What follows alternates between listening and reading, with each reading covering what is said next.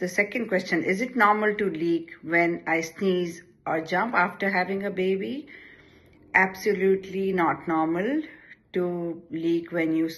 sneeze or jump, because that shows that there is something somewhere which is not supporting things right,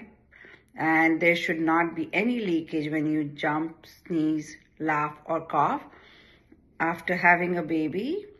If you're leaking, that shows there is a pressure management issue, and you need to learn how to manage pressure after having the pelvic floor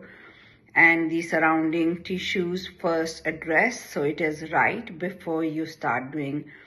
exercises to manage pelvic floor and pressure management.